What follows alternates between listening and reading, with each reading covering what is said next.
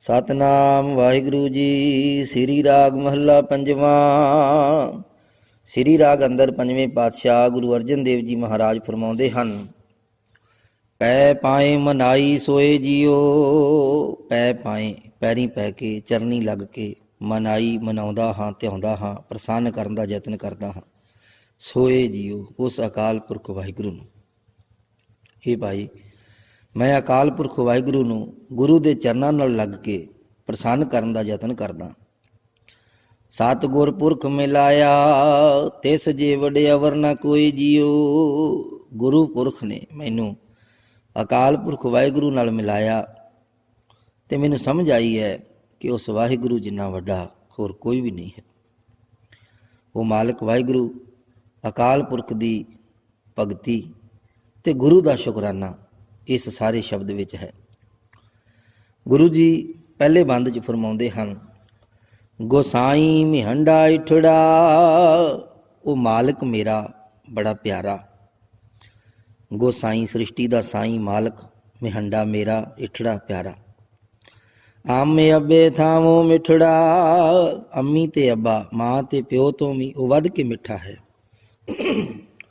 ਅੰਮ ਅੱਬੇ ਥਾਵੋਂ ਮਿੱਠੜਾ। ਅੰਮੀ ਤੇ ਅੱਬਾ ਦੋਵਾਂ ਤੋਂ, ਮਾਂ ਤੇ ਪਿਓ ਦੋਹਾਂ ਤੋਂ ਉਹ ਵੱਧ ਕੇ ਮਿੱਠਾ ਹੈ। ਭੈਣ ਭਾਈ ਸਭ ਸੱਜਣਾ, ਤੁਧ ਜਿਹਾ ਨਾਹੀਂ ਕੋਈ ਜੀਓ। ਭੈਣ ਭਰਾ ਸਾਰੇ ਸੱਜਣ ਦੋਸਤ, ਹੇ ਵਾਹਿਗੁਰੂ ਤੇਰੇ ਵਰਗਾ ਕੋਈ ਵੀ ਨਹੀਂ। ਸਭ ਰਿਸ਼ਤੇ ਗਰਜ਼ਾਂ ਤੇ ਖੜੇ ਨੇ, ਪਰ ਪ੍ਰਮਾਤਮਾ ਉਹਦਾ ਰਿਸ਼ਤਾ ਜਿਹੜਾ ਹੈ ਉਹ ਸਭ ਤੋਂ ਉੱਚਾ, ਉਚੇਰਾ, ਸੁਖਦਾਈ ਹੈ ਤੇ ਸਭ ਤੋਂ ਵੱਧ ਪਵਿੱਤਰ ਹੈ। ਪੱਕਾ ਰਿਸ਼ਤਾ ਅਕਾਲ ਪੁਰਖ ਵਾਹਿਗੁਰੂ ਨਾਲ ਹੀ ਹੈ, ਜਿਹਨੇ ਸਾਨੂੰ ਸਾਜਿਆ। ਉਹ ਸਾਜਣ ਵਾਲਾ ਸਾਡੇ ਹਰ ਦੁੱਖ ਸੁੱਖ ਦਾ ਸੁਆਮੀ ਹੈ। ਗੁਰੂ ਜੀ ਸ਼ਬਦ ਦੇ ਦੂਸਰੇ ਬੰਦ 'ਚ ਕਹਿੰਦੇ ਹਨ, ਤੇਰਾ ਹੁਕਮ ਹੈ ਸਾਵਣ ਆਇਆ। ਤੇਰੇ ਹੁਕਮ ਵਿੱਚ ਹੀ ਸਾਵਣ ਆਇਆ, ਮੀਂਹ ਵਰਿਆ, ਭਾਵ ਗੁਰੂ ਮਿਲਿਆ। ਆਤਮਿਕ ਜੀਵਨ ਦੇ ਵਿੱਚ ਗੁਰੂ ਜਿਹੜਾ ਹੈ ਉਹ ਬੱਦਲ ਦੀ ਤਰ੍ਹਾਂ ਨਿਆਈ ਹੈ, ਬਾਰਿਸ਼ ਮੀਂਹ ਦੀ ਤਰ੍ਹਾਂ ਹੈ। ਬੰਦੇ ਦਾ ਮਨ ਧਰਤੀ ਦੇ ਵਾਂਗ ਹੈ ਤੇ ਨਾਮ ਦਾ ਬੂਟਾ ਉਗਣਾ, ਉਹਦੇ ਲਈ ਕੁਝ ਕਰਨਾ ਪਏਗਾ। ਗੁਰੂ ਸਾਹਿਬ ਨੇ ਆਮ ਖੇਤੀਬਾੜੀ ਵਾਲੇ ਜੀਵਨ 'ਚੋਂ ਉਦਾਹਰਨ ਲਈ ਹੈ ਕਿ ਤੇਰੇ ਹੁਕਮ ਵਿੱਚ ਸਾਵਣ ਆਇਆ। ਵਾਹਿਗੁਰੂ ਦੇ ਹੁਕਮ ਦੇ ਵਿੱਚ ਹੀ ਗੁਰੂ ਦੀ ਸਿੱਖਿਆ ਕੰਨਾਂ ਵਿੱਚ ਪਈ। ਮੈਂ ਸਤ ਕਾ ਹਲ ਜੋ ਆਇਆ। ਜਾਤ ਸਤ, ਸਤ ਦਾ ਮਤਲਬ ਹੁੰਦਾ ਉੱਚਾ ਆਚਰਣ। ਸਤ ਦਾ ਹਲ ਮੈਂ ਜੋੜਿਆ, ਭਾਵ ਉੱਚੇ ਆਚਰਣ ਦਾ ਹਲ ਚਲਾਇਆ। ਜਿਵੇਂ ਜਿਵੇਂ ਹਲ ਚੱਲਦਾ, ਮਿੱਟੀ ਪਲਟੀ ਜਾਂਦੀ ਹੈ, ਥੱਲੇ ਵਾਲੀ ਉੱਪਰ ਆਉਂਦੀ ਹੈ, ਉੱਪਰ ਵਾਲੀ ਥੱਲੇ ਜਾਂਦੀ ਹੈ। ਮੈਂ ਸਤ ਕਾ ਹਲ ਜੋ ਆਇਆ, ਭਾਵ ਗੁਰੂ ਦੇ ਬਚਨ ਮੇਰੇ ਕੰਨਾਂ 'ਚ ਪਏ। ਮੈਂ ਗੁਰੂ ਦੇ ਬਚਨਾਂ ਮੁਤਾਬਕ ਆਪਣੇ ਆਚਰਣ ਨੂੰ ਬਦਲਿਆ, ਚੰਗਾ ਜੀਵਨ ਧਾਰਨ ਕੀਤਾ। ਇਹ ਹਲ ਜੋੜਿਆ ਗਿਆ। ਜਿਉਂ-ਜਿਉਂ ਮਨੁੱਖ ਨੇਕੀ ਦੇ, ਚੰਗਿਆਈ ਦੇ ਰਾਹ 'ਤੇ ਚੱਲਦਾ ਹੈ, ਤਿਵੇਂ-ਤਿਵੇਂ ਉਹਦੇ ਅੰਦਰ ਆਪਣੇ ਚੰਗੇ ਹੋਣ ਦਾ ਅਹਿਸਾਸ, ਭਾਵ ਹਉਮੈ ਦਾ ਵਾਧਾ ਵੀ ਹੁੰਦਾ। ਫਿਰ ਉਹ ਨਾਲ ਦੀ ਨਾਲ ਆਪਣੇ ਨਾਮ ਨੂੰ ਭੁੱਲ ਕੇ ਜੇ ਵਾਹਿਗੁਰੂ ਦੇ ਨਾਮ ਦੀ ਗੱਲ ਕਰੇ, ਸੇਵਾ ਦੇ ਨਾਲ ਨਾਲ ਵਾਹਿਗੁਰੂ ਦੇ ਸਿਮਰਨ ਨੂੰ ਕਰੇ, ਤਾਂ ਗੱਲ ਫਿਰ ਇਉਂ ਬਣਦੀ ਹੈ ਕਿ ਹਲ ਤਾਂ ਜੋਇਆ ਸੀ, ਨਾਲ ਹੁਣ ਬੀਜ ਵੀ ਬੀਜਿਆ ਗਿਆ। ਕਿਹੜਾ ਬੀਜ ਹੈ? ਨਾਮ ਦਾ ਬੀਜ ਹੈ। ਨਾਉ ਬੀਜਣ ਲੱਗਾ ਆਸ ਕਰ। ਤੇਰੇ ਹੁਕਮੇ ਸਾਹਮਣੇ ਆਇਆ, ਮੈਂ ਸਤ ਕਾ ਹਲ ਜੋ ਆਇਆ। ਨਾਉ ਬੀਜਣ ਲੱਗਾ ਆਸ ਕਰ। ਮੈਂ ਆਸ ਰੱਖ ਕੇ ਨਾਮ ਦਾ ਬੀਜ ਬੀਜਣ ਲੱਗਾ ਹਾਂ। ਹਰ ਬੋਹਲ ਬਖਸ਼ ਜਮਾਈ ਜੀਓ। ਹੇ ਵਾਹਿਗੁਰੂ, ਬਖਸ਼ਿਸ਼ ਦਾ ਬੋਲ ਜਿਹੜਾ ਹੈ ਇਹ ਤੂੰ ਪੈਦਾ ਕਰਨਾ। ਭਾਵ ਇਹ ਕਿ ਜਦੋਂ ਬੰਦਾ ਸਤ, ਭਾਵ ਚੰਗੇ ਆਚਰਣ ਤੇ, ਚੰਗੇ ਰਸਤੇ ਤੇ, ਚੰਗੇ ਕਰਮ ਕਰਦਾ ਹੋਇਆ ਮਨੁੱਖ ਜੀਵਨ 'ਚ ਤੁਰਦਾ ਹੈ ਤੇ ਨਾਮ ਦਾ ਬੀਜ ਬੀਜਦਾ ਹੈ, ਤਾਂ ਉਹ ਅਕਾਲ ਪੁਰਖ ਵਾਹਿਗੁਰੂ ਉਹਦੇ ਤੇ ਕਿਰਪਾ ਕਰਦਾ ਹੈ ਤੇ ਬਖਸ਼ਿਸ਼ ਦਾ ਬੋਲ, ਉਹਦਾ ਦਾਣਿਆਂ ਦਾ ਢੇਰ ਜਿਹੜਾ, ਭਾਵ ਬਖਸ਼ਿਸ਼ ਉਹਨੂੰ ਹੁੰਦੀ ਹੈ। ਗੁਰੂ ਜੀ ਇਸ ਆਮ ਉਦਾਹਰਣ ਦੇ, ਖੇਤੀਬਾੜੀ ਦੀ ਉਦਾਹਰਣ ਵਿੱਚੋਂ ਇੱਕ ਗੱਲ ਸਮਝਾਉਂਦੇ ਹਨ ਕਿ ਜਿਵੇਂ ਹਲ ਚਲਾਉਣ ਤੋਂ ਬਾਅਦ ਬੀਜ ਦਾ ਬੀਜਣਾ ਜ਼ਰੂਰੀ ਹੈ, ਇਵੇਂ ਹੀ ਚੰਗੇ ਕਰਮ ਕਾਫੀ ਨਹੀਂ ਹਨ। ਚੰਗੇ ਕਰਮ ਕਰਦਿਆਂ ਕਰਦਿਆਂ ਨਾਲ ਨਾਮ ਜਪਣਾ ਵੀ ਜ਼ਰੂਰੀ ਹੈ। ਨਹੀਂ ਤਾਂ ਮਨੁੱਖ ਦੀ ਆਪਣੀ ਹਉਮੈ ਦਾ ਬੂਟਾ ਇਸੇ ਹੀ ਚੰਗਿਆਈ ਦੇ ਉੱਤੇ ਪਲਣਾ ਸ਼ੁਰੂ ਹੋ ਜਾਂਦਾ। ਤਿੰਨ ਗੱਲਾਂ ਇਸ ਸ਼ਬਦ ਵਿੱਚ ਆਈਆਂ ਨੇ। ਇੱਕ ਹੈ ਪਰਮਾਤਮਾ ਦੀ ਕਿਰਪਾ ਨਾਲ ਪੈਂਦਾ ਮੀਂਹ, ਦੂਜਾ ਹੈ ਬੰਦੇ ਵੱਲੋਂ ਜੋੜਨਾ ਹਲ, ਤੇ ਤੀਜਾ ਹੈ ਬੀਜ ਪਾਉਣਾ। ਸਾਉਣ ਦਾ ਵਰਨਾ ਮੀਂਹ ਦਾ ਪੈਣਾ ਸਮਝ ਲਓ ਇਹ ਹੈ ਕਿ ਗੁਰੂ ਮਿਲਿਆ, ਬਾਣੀ ਸੁਣੀ। ਇਸੇ ਤਰ੍ਹਾਂ ਹੀ ਹਲ ਜੋੜਨ ਦਾ ਮਤਲਬ ਇਹ ਹੈ ਕਿ ਬੰਦੇ ਨੇ ਗੁਰੂ ਦੀ ਗੱਲ ਮੰਨੀ ਤੇ ਚੰਗੇ ਕੰਮ ਕਰਨੇ ਸ਼ੁਰੂ ਕੀਤੇ, ਸੱਤ ਧਾਰਨ ਕੀਤਾ, ਤੇ ਇਸ ਚੰਗਿਆਈ ਦੇ ਰਾਹ ਤੇ ਚੱਲਦਾ ਹੋਇਆ ਬੰਦਾ ਆਪਣੀ ਮੈਂ ਦੇ ਵਿੱਚ ਨਾ ਫਸ ਜਾਵੇ, ਇਸ ਵਾਸਤੇ ਲਗਾਤਾਰ ਵਾਹਿਗੁਰੂ ਦੇ ਨਾਮ ਨੂੰ ਚੇਤੇ ਕਰਦਾ ਰਵੇ। ਕਹੋ ਨਾਨਕ ਸਭ ਤੇਰੀ ਵਡਿਆਈ, ਕੋਈ ਨਾਉ ਨਾ ਜਾਣੇ ਮੇਰਾ। ਆਪਣੇ ਨਾਮ ਨੂੰ ਭੁੱਲਣਾ ਹੈ, ਵਾਹਿਗੁਰੂ ਦੇ ਨਾਮ ਨੂੰ ਵਡਿਆਉਣਾ ਹੈ। ਨਾਉ ਬੀਜਣ ਲੱਗਾ ਆਸ ਕਰ। ਜਦੋਂ ਬੰਦਾ ਨਾਮ ਦਾ ਬੀਜ ਬੀਜਦਾ ਹੈ, ਸ਼ੁਭ ਕਰਮਾਂ ਦਾ ਹਲ ਚਲਾਉਂਦਾ, ਤਾਂ ਫਿਰ ਬਖਸ਼ਿਸ਼ ਦਾ ਬੋਲ ਜਿਹੜਾ ਹੈ, ਦਾਣਿਆਂ ਦਾ ਢੇਰ, ਉਹ ਫਿਰ ਲੱਗਦਾ। ਇਹ ਸਤਿਗੁਰਾਂ ਨੇ ਸ਼ਬਦ ਦੇ ਦੂਜੇ ਬੰਦ ਵਿੱਚ ਬਹੁਤ ਕੀਮਤੀ ਵਿਚਾਰ ਦੋ ਪੰਕਤੀਆਂ ਦੇ ਵਿੱਚ ਪਰੋ ਕੇ ਸਾਡੇ ਸਾਹਮਣੇ ਰੱਖ ਦਿੱਤੇ ਨੇ। ਸਾਰੇ ਜੀਵਨ ਦਾ ਮਾਰਗ ਸਮਝਾ ਦਿੱਤਾ, ਸਿੱਖੀ ਦਾ ਰਸਤਾ ਹੀ ਸਮਝਾਤਾ। ਹੁਣ ਸ਼ਬਦ ਦੇ ਤੀਸਰੇ ਬੰਦ ਵਿੱਚ ਆਈਏ। ਉੱਥੇ ਗੁਰੂ ਜੀ ਕੀ ਕਹਿੰਦੇ ਨੇ? ਜਦੋਂ ਕਿਸਾਨ, ਜਦੋਂ ਪੁਰਾਣੇ ਜ਼ਮਾਨੇ ਦੇ ਹਿਸਾਬ ਨਾਲ ਸੋਚ ਕੇ ਵੇਖੋ, ਜਗੀਰਦਾਰੀ ਪ੍ਰਬੰਧ ਹੁੰਦੇ ਸੀ, ਜਿਹਦੀ ਸਰਕਾਰ ਹੈ ਉਹਦੇ ਉਹ ਬੰਦਾ ਜਦੋਂ ਪੂਰਾ ਟੈਕਸ ਭਰਦਾ ਹੈ, ਬਣਦਾ ਖੇਤੀ ਦਾ ਜਿੰਨਾ ਹਿੱਸਾ ਸਰਕਾਰ ਨੂੰ ਜਾਂਦਾ ਉਹ ਦੇ ਦਿੰਦਾ ਹੈ, ਤਾਂ ਫਿਰ ਆਸੇ ਪਾਸੇ ਕੋਈ ਹੋਰ ਜਿਹੜਾ ਹੈ ਉਹਦੇ ਕੋਲ ਉਹਨੂੰ ਹਾਕਮ ਵਜੋਂ ਦੂਜੀ ਧਿਰ ਕੋਈ ਗਰਾਉਣ ਨਹੀਂ ਆ ਸਕਦੀ। ਜਿਹਦਾ ਰਾਜ ਹੈ, ਸਰਕਾਰ ਹੈ, ਉਹੀ ਉਸ ਇਲਾਕੇ 'ਚੋਂ ਆਪਣਾ ਟੈਕਸ ਇਕੱਠਾ ਕਰਦਾ। ਦੂਜੇ ਦੇਸ਼ ਵਿੱਚ ਜਾ ਕੇ ਕੋਈ ਰਾਜਾ ਟੈਕਸ ਇਕੱਠਾ ਨਹੀਂ ਕਰ ਸਕਦਾ। ਆਮ ਕਰਕੇ ਉਦੋਂ ਤਲਵਾਰ ਦੇ ਜ਼ੋਰ ਨਾਲ ਰਾਜ ਹੁੰਦੇ ਸੀ, ਤੇ ਕਈ ਵਾਰ ਕਿਸਾਨਾਂ ਕੋਲੋਂ 2-2, 3-3 ਬੰਦੇ ਵੀ ਉਗਰਾਹੀ ਕਰ ਜਾਂਦੇ ਸਨ। ਉਗਰਾਹੀ ਦਾ ਮਤਲਬ ਹੁੰਦਾ ਟੈਕਸ ਨੂੰ ਉਗਰਾਉਣਾ। ਫਸਲ ਦਾ ਤੀਜਾ ਜਾਂ ਚੌਥਾ ਹਿੱਸਾ ਜਾਂ ਪੰਜਵਾਂ ਹਿੱਸਾ ਜਾਂ ਅੱਧਾ ਹਿੱਸਾ ਲੈ ਕੇ ਜਾਣਾ। ਗੁਰੂ ਸਾਹਿਬ ਸੱਚੇ ਪਾਤਸ਼ਾਹ ਜੀ ਨੇ ਕਿਹਾ, ਜਦੋਂ ਅਸੀਂ ਉਸ ਅਕਾਲ ਪੁਰਖ ਵਾਹਿਗੁਰੂ ਦੀ ਸ਼ਰਨ ਵਿੱਚ ਚਲੇ ਜਾਂਦੇ, ਉਹ ਸਾਡਾ ਸੱਚਾ ਪਾਤਸ਼ਾਹ ਹੈ। ਉਸ ਪਾਤਸ਼ਾਹ ਦੀ ਸਰਕਾਰ ਵਿੱਚ ਜਦੋਂ ਅਸੀਂ ਵਿਚਰਦੇ ਹਾਂ, ਫਿਰ ਕਿਸੇ ਦੂਜੇ ਦੀ ਕੀ ਹਿੰਮਤ ਹੈ ਕਿ ਉਹ ਸਾਨੂੰ ਆ ਕੇ ਡਰਾਵੇ। ਅਸੀਂ ਕਿਸੇ ਦੀ ਪਰਵਾਹ ਨਹੀਂ ਕਰਦੇ। ਹਉ ਗੁਰ ਮਿਲ ਇੱਕ ਪਛਾਣ ਦਾ, ਮੈਂ ਗੁਰੂ ਨੂੰ ਮਿਲ ਕੇ ਉਸ ਇੱਕ ਵਾਹਿਗੁਰੂ ਅਕਾਲ ਪੁਰਖ ਨਾਲ ਸਾਂਝ ਪਾਈ ਹੈ। ਦੁਈਆ ਕਾਗਲ ਚਿੱਤ ਨਾ ਜਾਣਦਾ, ਦੂਜਾ ਕੋਈ ਕਾਗਜ਼, ਰੱਬ ਦੇ ਨਾਮ ਤੋਂ ਬਿਨਾਂ ਕੋਈ ਹੋਰ ਲੇਖਾ, ਕਿਸੇ ਹੋਰ ਦੀ ਦੇਣਦਾਰੀ ਮੈਂ ਨਹੀਂ ਚੇਤੇ 'ਚ ਲਿਆਉਂਦਾ। ਮੈਂ ਅਕਾਲ ਪੁਰਖ ਵਾਹਿਗੁਰੂ ਨੂੰ ਸਮਰਪਿਤ ਹਾਂ। ਦੂਜੇ ਜੋ ਕਾਮ ਕ੍ਰੋਧ ਲੋਭ ਮੋਹ ਹੰਕਾਰ ਭਾਵ, ਉਹ ਮੋਹੇ ਜਮ ਡੰਡ ਨਾਲ ਲੱਗਈ ਤਜੀਲੇ ਸਰਬ ਜੰਜਾਲ ਦੇ ਵਾਕਾਂ ਅਨੁਸਾਰ ਉਹ ਮਨੁੱਖ ਦੇ ਉੱਤੇ ਕੋਈ ਪ੍ਰਭਾਵ ਨਹੀਂ ਪਾ ਸਕਦੇ। ਦੂਜਾ ਕੋਈ ਕਾਗਜ਼ ਮੈਂ ਚੇਤੇ 'ਚ ਨਹੀਂ ਲਿਆਉਂਦਾ। ਮੈਂ ਕਿਸੇ ਦਾ ਲੇਖਾ ਨਹੀਂ ਦੇਣਾ। ਮੈਂ ਸਿਰਫ ਇੱਕ ਅਕਾਲ ਪੁਰਖ ਵਾਹਿਗੁਰੂ ਨੂੰ ਜਵਾਬਦੇਹ ਹਾਂ। ਮੈਨੂੰ ਗੁਰੂ ਨੇ ਉਹਦੇ ਲੜ ਲਾ ਦਿੱਤਾ। ਹਰ ਇੱਕ ਤੈ ਕਾਰੈ ਲਾਇਓਨ, ਜਿਉ ਭਾਵੈ ਤਿਵੇਂ ਨਿਭਾਇ ਜਿਉ। ਹੇ ਹਰੀ, ਤੂੰ ਮੈਨੂੰ ਆਪਣਾ ਨਾਮ ਸਿਮਰਨ ਬਖਸ਼ ਕੇ ਇਸ ਇੱਕੋ ਕਾਰ ਵਿੱਚ ਲਾ ਦਿੱਤਾ, ਤੇ ਜਿਵੇਂ ਤੈਨੂੰ ਹੁਣ ਤੇਰੀ ਰਜ਼ਾ ਹੋਵੇ ਉਵੇਂ ਇਸ ਕਾਰਜ ਨੂੰ ਸਿਰੇ ਚਾੜ। ਤੂੰ ਇਸ ਤਰ੍ਹਾਂ ਇਹਨੂੰ ਨਿਭਾ, ਜਿਵੇਂ ਤੇਰੀ ਰਜ਼ਾ ਉਵੇਂ ਹੋਏਗਾ। ਮੈਂ ਹੋਰ ਕਿਸੇ ਦੀ ਕੋਈ ਪਰਵਾਹ ਨਹੀਂ ਕਰਦਾ।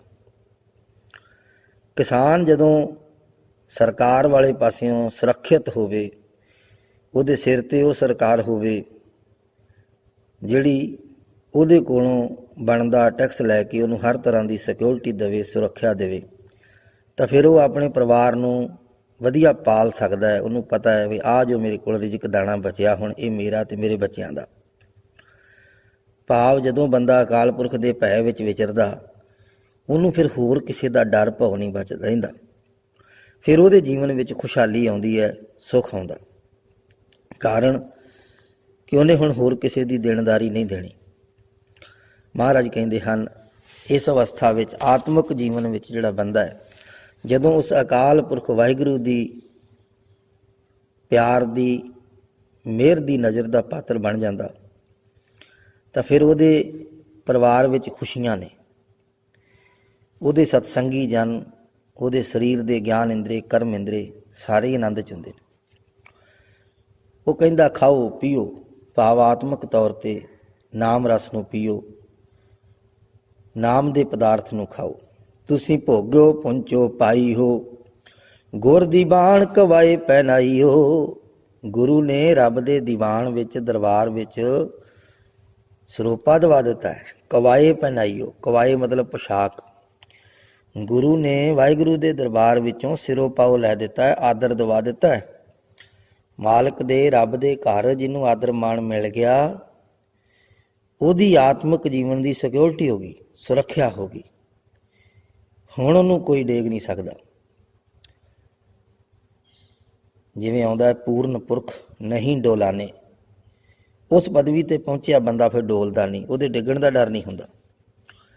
ਖਾਓ ਨਾਮ ਦੇ ਰਸ ਨੂੰ, ਪਦਾਰਥ ਨੂੰ ਖਾਓ, ਨਾਮ ਰਸ ਨੂੰ ਪੀਓ। ਤੁਸੀਂ ਭੋਗੋ ਪੁੰਚੋ ਭਾਈ ਹੋ, ਗੁਰ ਦੀਵਾਨ ਕਵਾਏ ਪਹਿਨਾਈਓ। ਹਉ ਹੋਆ ਮਾਹਰ ਪਿੰਡ ਦਾ, ਮੈਂ ਤਾਂ ਪਿੰਡ ਦਾ ਮਾਹਰ ਬਣ ਗਿਆ, ਚੌਧਰੀ ਬਣ ਗਿਆ। ਮਾਹਰ ਚੌਧਰੀ ਹੁੰਦਾ, ਜਿਵੇਂ ਸ਼ਹਿਰ ਦਾ ਮੇਅਰ ਹੁੰਦਾ, ਅੰਗਰੇਜ਼ੀ ਦਾ ਸ਼ਬਦ ਹੈ। ਇੱਧਰ ਆਪਣੀ ਬੋਲੀ ਦੇ ਵਿੱਚ ਮਾਹਰ ਸ਼ਬਦ ਹੈਗਾ, ਜਿਹਦਾ ਅਰਥ ਹੁੰਦਾ ਹੈ ਪਿੰਡ ਦਾ ਚੌਧਰੀ, ਮੁਖੀਆ। ਹਉ ਹੋਆ ਮਾਹਰ ਪਿੰਡ ਦਾ, ਬਾਨੇ ਆਂਦੇ ਪੰਜ ਸ਼ਰੀਕ ਜੀਓ। ਜਿਹੜੇ ਦੁਸ਼ਮਣ ਸੀ, ਸ਼ਰੀਕਾ ਕਰਨ ਵਾਲੇ ਪੰਜ ਵਿਕਾਰ, ਉਹ ਬੰਨ ਕੇ ਲਿਆਂਦੇ ਨੇ। ਮੈਂ ਪਿੰਡ ਦਾ ਚੌਧਰੀ ਬਣ ਗਿਆ, ਮੁਖੀਆ ਬਣ ਗਿਆ। ਭਾਵੇਂ ਸਰੀਰ ਸਾਡਾ ਪਿੰਡ ਆ, ਇਸ ਪਿੰਡ ਦੇ ਵਿੱਚ ਸਾਡੀ ਚੱਲਦੀ ਨਹੀਂ। ਇੱਥੇ ਚੱਲਦੀ ਕਿਹਦੀ ਸੀ? ਕਾਮ, ਕ੍ਰੋਧ, ਲੋਭ, ਮੋਹ, ਹੰਕਾਰ ਦੀ। ਪਰ ਗੁਰੂ ਨੇ ਬਖਸ਼ਿਸ਼ ਕੀਤੀ, ਮੈਨੂੰ ਸਰਕਾਰ ਕੋਲੋਂ, ਭਾਵ ਅਕਾਲ ਪੁਰਖ ਵਾਹਿਗੁਰੂ ਕੋਲੋਂ ਸਿਰੋਪਾਓ ਦਵਾਤਾ। ਹੁਣ ਮੈਂ ਇਸ ਪਿੰਡ ਦਾ ਮਾਲਕ ਬਣ ਗਿਆ। ਜਿਹੜੇ ਸ਼ਰੀਕਾ ਕਰਨ ਵਾਲੇ ਦੁਸ਼ਮਣ ਸੀ, ਉਹ ਪੰਜੇ ਆਪਾਂ ਬੰਨ ਲਏ ਨੇ, ਕਾਮ, ਕ੍ਰੋਧ, ਲੋਭ, ਮੋਹ, ਹੰਕਾਰ। ਹਉ ਹੋਆ ਮਾਹਰ ਪਿੰਡ ਦਾ, ਬਾਨੇ ਆਂਦੇ ਪੰਜ ਸ਼ਰੀਕ ਜੀਓ। ਪੰਜ ਸ਼ਰੀਕਾ ਕਰਨ ਵਾਲੇ ਦੁਸ਼ਮਣ ਜਿਹੜੇ ਸੀ, ਉਹ ਕਾਬੂ ਕਰਕੇ ਬੰਨ ਕੇ ਬਿਠਾਏ ਹੋਏ ਨੇ। ਹਉ ਆਇਆ ਸਾਂ ਮੈਂ ਤੇ ਹੰਡੀਆ, ਹੇ ਨਾਨਕ ਆਖ ਕਿ ਵਾਹਿਗੁਰੂ ਮੈਂ ਤੇਰੀ ਸ਼ਰਨ ਚ ਆਇਆ।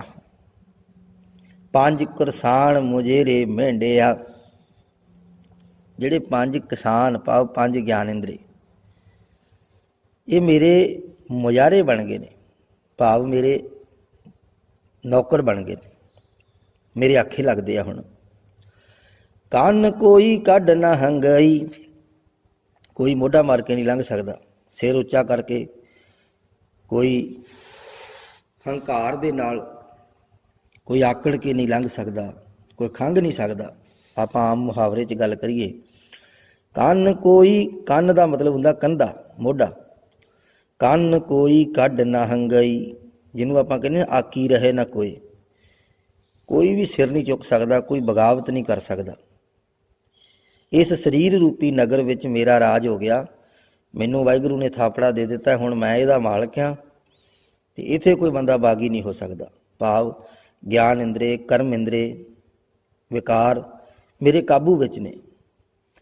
ਕੰਨ ਕੋਈ ਕੱਢ ਨਾ ਹੰਗਈ, ਨਾਨਕ ਵੁੱਠਾ ਘੁੱਗ ਗੇਰਾਉ ਜੀਓ। ਘੁੱਗ ਵਸਦਾ ਨਗਰ ਹੈ ਇਹ, ਸੋਹਣਾ ਵਸਦਾ ਇਹ ਸ਼ਹਿਰ, ਇਹ ਪਿੰਡ, ਇਹ ਨਗਰ ਹੈ, ਮੇਰਾ ਸਰੀਰ ਬਣ ਗਿਆ। ਕਿਉਂਕਿ ਅਕਾਲ ਪੁਰਖ ਵਾਹਿਗੁਰੂ ਨੇ ਮੈਨੂੰ ਇਸ ਨਗਰ ਦਾ ਮਾਲਕ ਬਣਾ ਦਿੱਤਾ। ਤੇ ਹੁਣ ਇੱਥੇ ਜੋ ਪੰਜ ਵਿਕਾਰ ਨੇ, ਉਹ ਮੇਰੇ ਮੁਜ਼ਾਰੇ ਨੇ। ਗਿਆਨ ਇੰਦਰੇ ਮੇਰੇ ਗੁਲਾਮ ਨੇ, ਕਰਮ ਇੰਦਰੇ ਮੇਰੇ ਆਖੇ 'ਚ ਤੁਰਦੇ ਹਨ।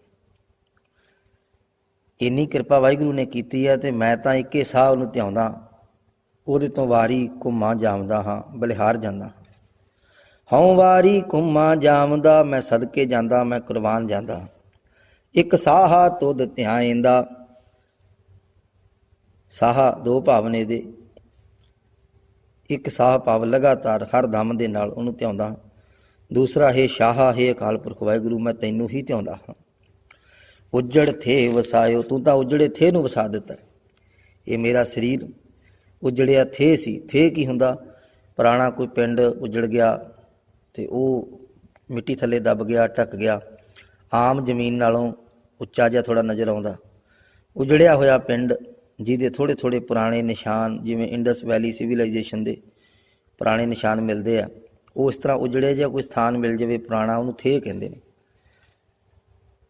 ਉਜੜ ਥੇ ਵਸਾਇਓ, ਹੇ ਵਾਹਿਗੁਰੂ ਤੂੰ ਤਾਂ ਉਜੜੇ ਥੇ ਨੂੰ ਵਸਾ ਦਿੱਤਾ ਦੁਬਾਰਾ। ਹਉ ਤੁਧ ਵਿਟੋਂ ਕੁਰਬਾਨ ਜੀਓ, ਮੈਂ ਤੇਰੇ ਤੋਂ ਕੁਰਬਾਨ ਜਾਂਦਾ, ਬਲਿਹਾਰ ਜਾਂਦਾ। ਹਰ ਇੱਠੈ ਨਿਤ ਧਿਆਇਂਦਾ, ਹਰ ਇੱਠੈ ਵਾਹਿਗੁਰੂ ਪਿਆਰੇ ਨੂੰ ਸਦਾ ਨਿਤ ਧਿਆਉਂਦਾ ਹਾਂ। ਮਨ ਚਿੰਦੀ ਸੋ ਫਲ ਪਾਏਂਦਾ। ਜੋ ਮਨ ਵਿੱਚ ਚਿਤਵਦਾ ਹਾਂ ਉਹ ਫਲ ਪ੍ਰਾਪਤ ਕਰਦਾ ਹਾਂ। ਸਭੇ ਕਾਜ ਸਵਾਰਿਅਨ ਲਾਹੀਅਨ ਮਨ ਕੀ ਭੁੱਖ ਜੀਓ। ਸਾਰੇ ਹੀ ਕਾਰਜ ਸਵਾਰ ਦਿੱਤੇ ਹਨ ਤੇ ਲਾ ਦਿੱਤੀ ਹੈ ਮਨ ਦੀ ਭੁੱਖ ਵੀ, ਜਿਹੜੀ ਭੁੱਖ ਕੇ ਉਤਰ ਨਹੀਂ ਸਕਦੀ। ਭੁੱਖਿਆਂ ਭੁੱਖ ਨਾ ਉਤਰੈ, ਗੱਲੀ ਭੁੱਖ ਨਾ ਜਾਏ। ਨਾਨਕ ਭੁੱਖਾ ਤਾਂ ਰੱਜੈ, ਜਾਂ ਗੁਣ ਕਹਿ ਗੁਣੀ ਸਮਾਏ। ਉਹ ਭੁੱਖ ਵਾਹਿਗੁਰੂ ਨੇ ਉਤਾਰ ਦਿੱਤੀ ਹੈ।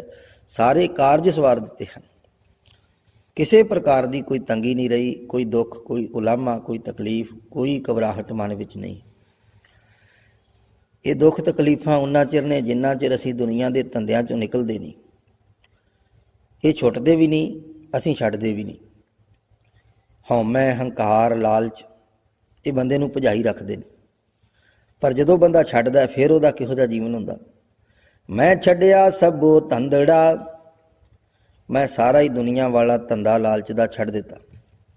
ਗੋਸਾਈ ਸੇਵੀ ਸੱਚੜਾ, ਮੈਂ ਸ੍ਰਿਸ਼ਟੀ ਦੇ ਮਾਲਕ ਵਾਹਿਗੁਰੂ ਨੂੰ ਸੱਚੇ ਨੂੰ ਸੇਵਦਾ ਹਾਂ, ਧਿਆਉਂਦਾ ਹਾਂ, ਸਿਮਰਦਾ ਹਾਂ।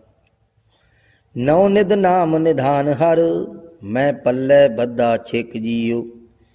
ਨੌ ਹੀ ਨਿਧੀਆਂ, ਨੌ ਹੀ ਖਜ਼ਾਨਿਆਂ ਦਾ ਸ੍ਰੇਸ਼ਟ ਖਜ਼ਾਨਾ ਜੋ ਨਾਮ ਹੈ, ਇਹ ਨਾਮ ਨਿਧਾਨ ਮੈਂ ਘੁੱਟ ਕੇ ਕੱਸ ਕੇ ਆਪਣੇ ਪੱਲੇ ਨਾਲ ਬੰਨ੍ਹ ਲਿਆ ਹੈ।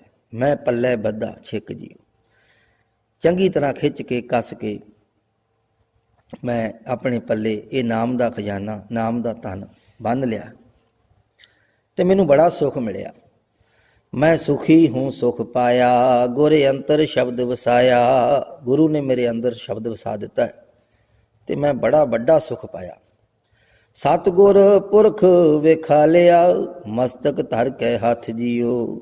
ਗੁਰੂ ਪੁਰਖ ਨੇ ਮੇਰੇ ਮੱਥੇ ਤੇ ਹੱਥ ਰੱਖ ਕੇ ਮੈਨੂੰ ਉਸ ਅਕਾਲ ਪੁਰਖ ਵਾਹਿਗੁਰੂ ਦਾ ਦੀਦਾਰ ਕਰਵਾ ਦਿੱਤਾ। ਮੈਂ ਤਾਂ ਧਰਮਸ਼ਾਲ ਬਣਾਈ ਹੈ।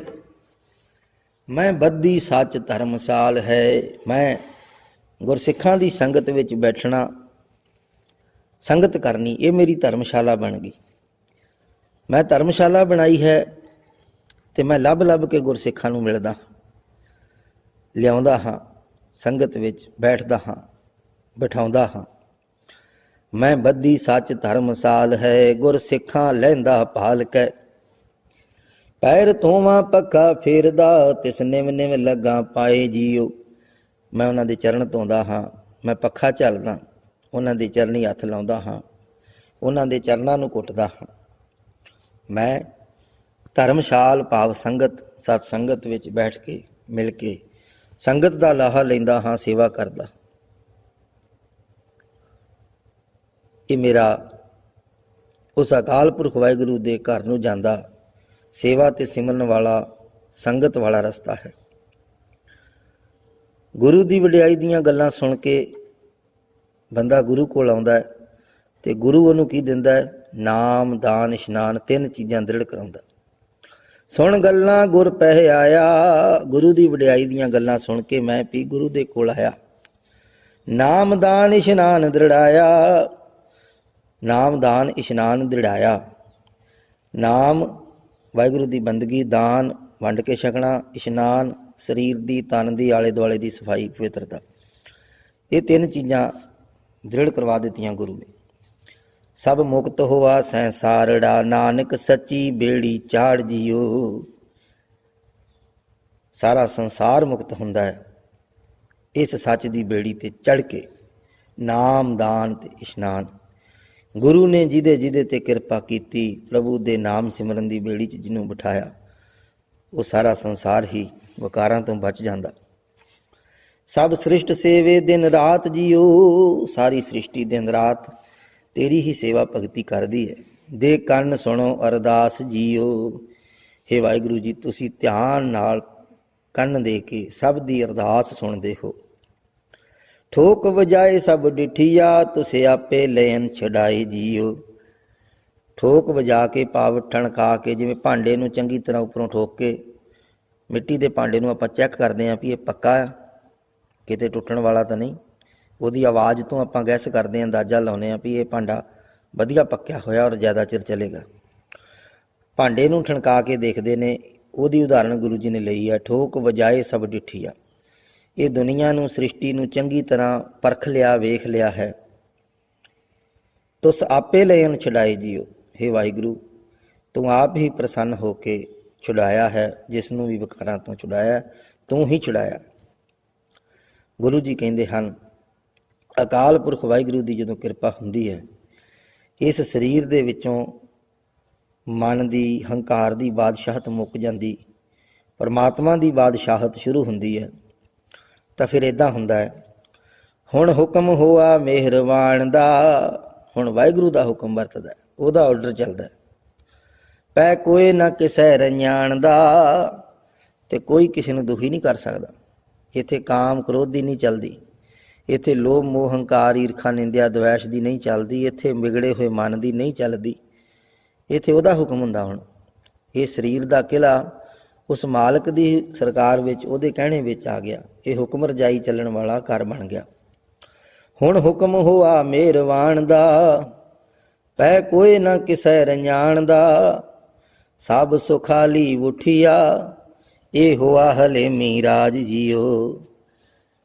ਜਿਹਦੇ ਤੇ ਵਾਹਿਗੁਰੂ ਦੀ ਮਿਹਰ ਹੋਈ, ਉਹ ਸਾਰੀ ਲੁਕਾਈ ਸੁਖੀ ਉੱਠੀ, ਸੁਖ ਵਿੱਚ ਵਸ ਗਈ, ਆਨੰਦ 'ਚ ਵਸ ਰਹੀ ਹੈ। ਹਲੇਮੀ ਦਾ ਰਾਜ ਹੋ ਗਿਆ, ਨਿਮਰਤਾ ਦਾ ਰਾਜ ਹੋ ਗਿਆ।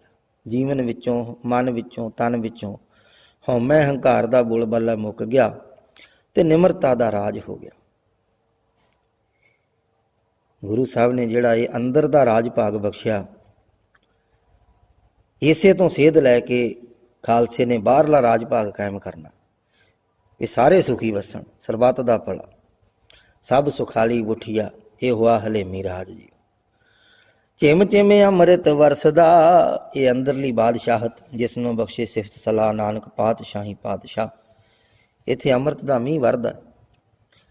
ਆਤਮਿਕ ਅਡੋਲਤਾ ਪੈਦਾ ਕਰਕੇ ਪ੍ਰਭੂ ਨਾਮ ਅੰਮ੍ਰਿਤ ਮੇਰੇ ਅੰਦਰ, ਉਹਦਾ ਵਰਖਾ ਹੁੰਦੀ ਹੈ, ਮੀਂਹ ਪੈਂਦਾ। ਚਿਮ ਚਿਮ ਅੰਮ੍ਰਿਤ ਵਰਸਦਾ, ਬੁਲਾਇਆ ਬੋਲੀ ਖਸਮ ਦਾ। ਮੈਂ ਉਹਦਾ ਬੁਲਾਇਆ ਬੋਲਦਾ ਹਾਂ।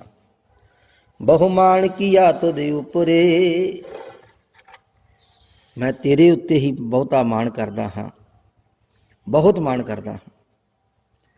ਬਹੁਮਾਨ ਕੀਆ ਤੁਧ ਉਪਰੇ, ਤੂੰ ਆਪੇ ਪਾਏ ਥਾਏ ਜੀਓ। ਤੂੰ ਆਪ ਹੀ ਸਾਡੇ ਬੇਨਤੀਆਂ ਅਰਦਾਸਾਂ ਨੂੰ, ਸਾਡੇ ਕੀਤੇ ਨੂੰ ਸਾਨੂੰ ਕਬੂਲ ਕਰਦਾ, ਥਾਂ ਪਾਉਂਦਾ।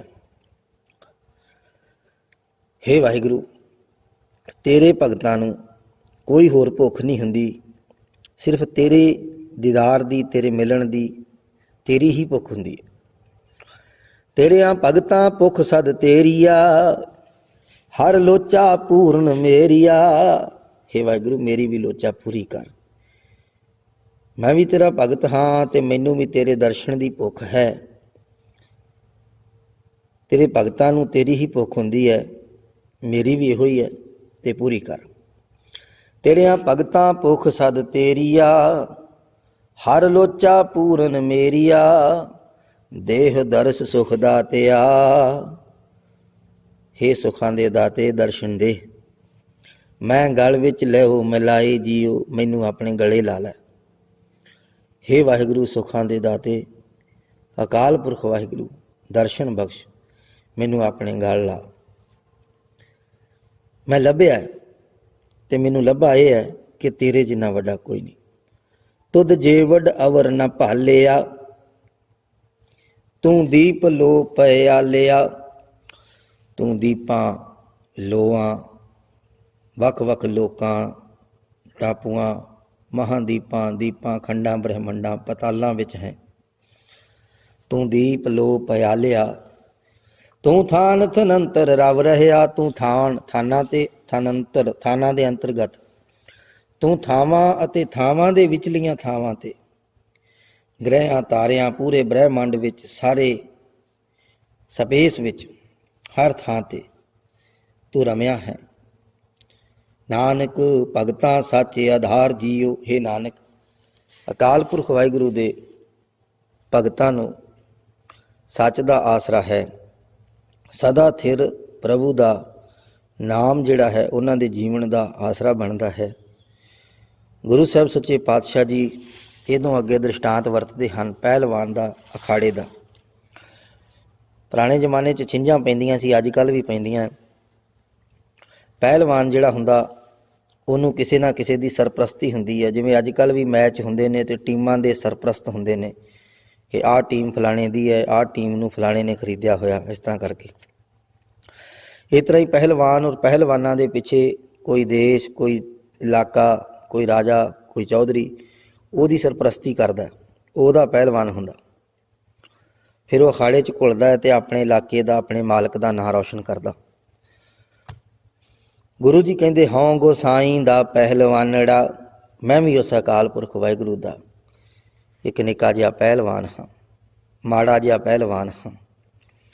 ਪਰ ਮੈਨੂੰ ਗੁਰੂ ਨੇ ਥਾਪੜਾ ਦਿੱਤਾ ਹੈ ਤੇ ਗੁਰੂ ਦੇ ਥਾਪੜੇ ਨਾਲ ਮੈਂ ਇੰਨਾ ਬਲਵਾਨ ਹੋ ਗਿਆ ਕਿ ਮੈਂ ਵੱਡੇ ਅਖਾੜੇ ਵਿੱਚ ਪਹੁੰਚਿਆ ਜਿੱਥੇ ਬੜੇ ਬੜੇ ਵੱਡੇ ਪਹਿਲਵਾਨ ਗੇੜੇ ਕੱਢ ਰਹੇ ਸੀ।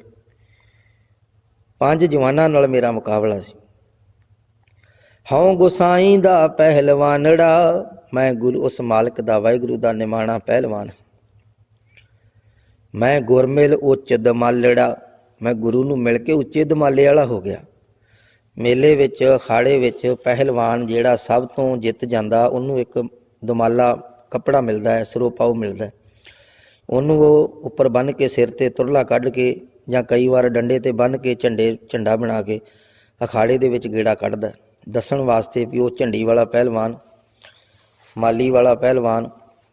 ਮਾਲੀ ਜਾਂ ਦੁਮਾਲਾ ਇਹ ਸ਼ਬਦ ਵਰਤੇ ਜਾਂਦੇ ਨੇ ਜਿਹੜਾ ਜਿੱਤ ਜਾਂਦਾ। ਜਿਵੇਂ ਅੱਜ ਕੱਲ੍ਹ ਬੈਲਟ ਹੁੰਦੀ ਹੈ ਵੱਡੇ ਰੈਸਲਰਾਂ ਦੀ, ਜਿਵੇਂ ਕਿਸੇ ਹੋਰ ਦੀ ਕੋਈ ਰਨਿੰਗ ਟਰਾਫੀ ਹੁੰਦੀ ਹੈ, ਇੱਕ ਐਸੀ ਟਰਾਫੀ, ਸ਼ੀਲਡ ਜਿਹੜੀ ਦਰਸਾਉਂਦੀ ਹੈ ਕਿ ਇਹ ਬੰਦਾ ਸਾਰੇ ਅਖਾੜੇ 'ਚੋਂ ਸਭ ਤੋਂ ਤਕੜਾ ਪਹਿਲਵਾਨ ਹੈ। ਉਹਨੂੰ ਕਹਿੰਦੇ ਨੇ ਦਮਾਲੀ ਵਾਲਾ ਜਾਂ ਫਿਰ ਝੰਡੀ ਵਾਲਾ ਪਹਿਲਵਾਨ। ਗੁਰੂ ਜੀ ਕਹਿੰਦੇ ਨੇ, ਮੈਂ ਨਿਮਾਣਾ ਪਹਿਲਵਾਨ ਇਸ ਜ਼ਿੰਦਗੀ ਦੇ ਅਖਾੜੇ ਵਿੱਚ ਘੁਲ ਰਿਹਾ ਹਾਂ।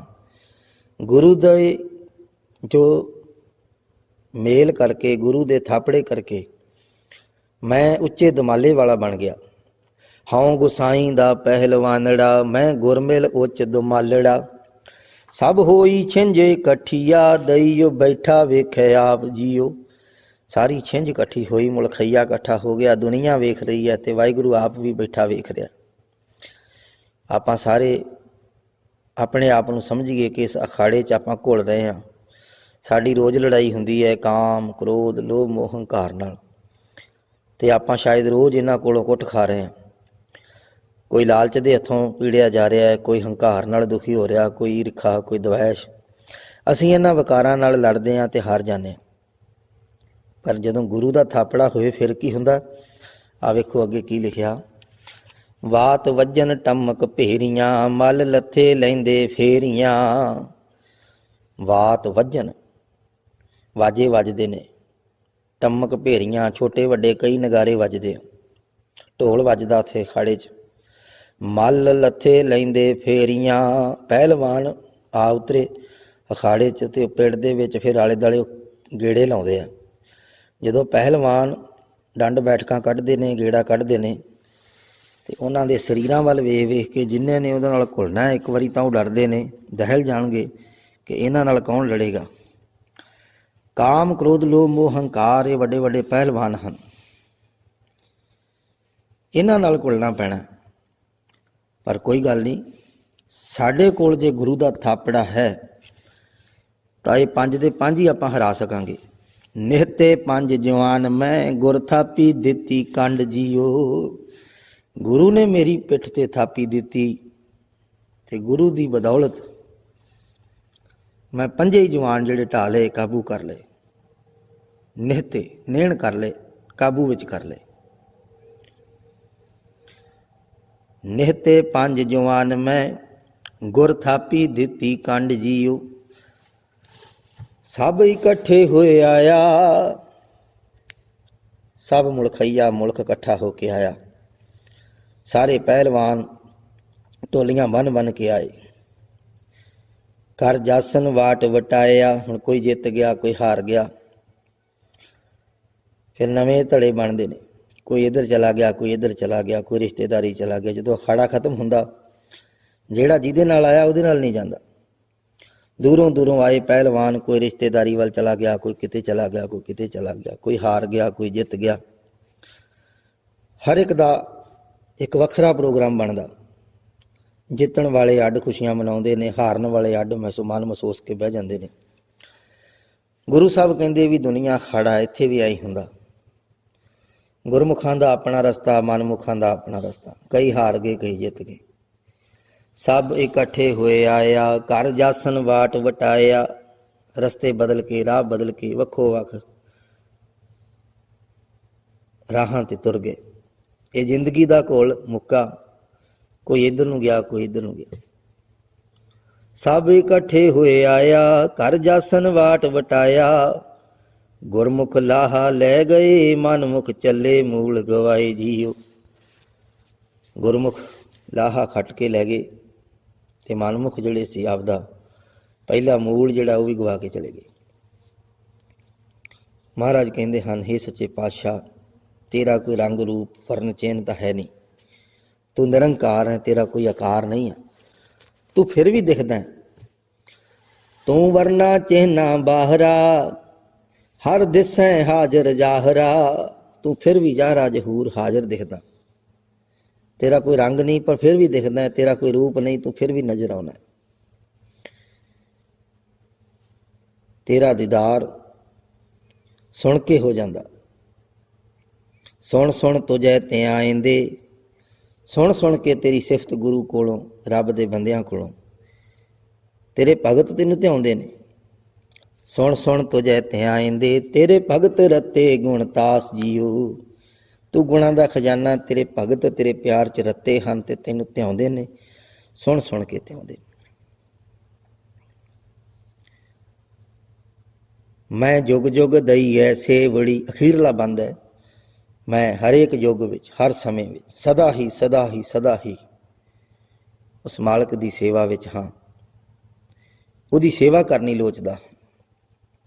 ਗੁਰੂ ਨੇ ਮੇਰੀ ਫਾਈ ਕੱਟ ਦਿੱਤੀ ਹੈ ਮਾਇਆ ਦੀ। ਮੈਂ ਸਦਾ ਹੀ ਹੁਣ ਮਾਲਕ ਦੀ ਸੇਵਾ ਵਿੱਚ ਰਵਾਂਗਾ। ਮੈਂ ਜੁਗ ਜੁਗ ਦਈ ਐਸੇ ਬੜੀ, ਗੁਰ ਕੱਟੀ ਮਹਿੰਡੀ ਜੇਵੜੀ। ਜੇਵੜੀ ਭਾਵ ਰੱਸੀ। ਗੁਰੂ ਨੇ ਮੇਰੀ ਫਾਈ ਕੱਟ ਦਿੱਤੀ। ਹਉ ਬਾਹੁੜ ਛਿੰਝ ਨਾ ਨਚਾਉ, ਨਾਨਕ ਅਵਸਰ ਲੱਦਾ ਭਾਲ ਜੀਓ। ਹੇ ਨਾਨਕ, ਆਖ ਕਿ ਮੈਂ ਹੁਣ ਹਉ ਬਾਹੁੜ ਛਿੰਝ ਨਾ ਨਚਾਉ, ਨਾਨਕ ਅਵਸਰ ਲੱਦਾ ਭਾਲ ਜੀਓ। ਮੈਂ ਦੁਬਾਰਾ ਹੁਣ ਇਸ ਅਖਾੜੇ ਵਿੱਚ ਨਹੀਂ ਨੱਚਾਂਗਾ, ਘੁਲਾਂਗਾ, ਕਿਉਂਕਿ ਮੈਂ ਇਸ ਜੋ ਅਵਸਰ ਨੂੰ, ਭਗਤੀ ਦੇ ਮੌਕੇ ਨੂੰ ਵਰਤ ਲਿਆ, ਸਾਂਭ ਲਿਆ ਹੈ। ਉਸ ਮਾਲਕ ਨੇ ਮੈਨੂੰ ਇਹ ਸੇਵਾ ਸਿਮਰਨ ਦਾ ਮੌਕਾ ਬਖਸ਼ ਦਿੱਤਾ ਹੈ ਤੇ ਮੈਂ ਇਸ ਜੀਵਨ ਨੂੰ ਸਫਲਾ ਕਰ ਲਿਆ। ਹੁਣ ਮੈਨੂੰ ਬਾਰ-ਬਾਰ ਇਸ ਜ਼ਿੰਦਗੀ ਦੇ ਅਖਾੜੇ ਵਿੱਚ ਘੁਲਣ ਦੀ ਲੋੜ ਨਹੀਂ ਹੈ। ਗੁਰੂ ਪਾਤਸ਼ਾਹ ਮਿਹਰਾਮਤ ਕਰੇ, ਸ਼ਬਦ ਦੇ ਭਾਵ ਸਾਡੇ ਹਿਰਦੇ ਵਿੱਚ ਵਸ ਜਾਣ। ਅਸੀਂ ਗੁਰੂ ਨਾਲ ਜੁੜ ਕੇ ਉਹਦਾ ਸ਼ੁਕਰਾਨਾ ਕਰਦੇ ਹੋਏ ਅਕਾਲ ਪੁਰਖ ਦੀ ਭਗਤੀ ਦੇ ਰਾਹ 'ਤੇ ਚੱਲ ਸਕੀਏ। ਭੁੱਲਾਂ ਚੁੱਕਾਂ ਦੀ ਮਾਫੀ। ਵਾਹਿਗੁਰੂ ਜੀ ਕਾ ਖਾਲਸਾ, ਵਾਹਿਗੁਰੂ ਜੀ ਕੀ ਫਤਿਹ।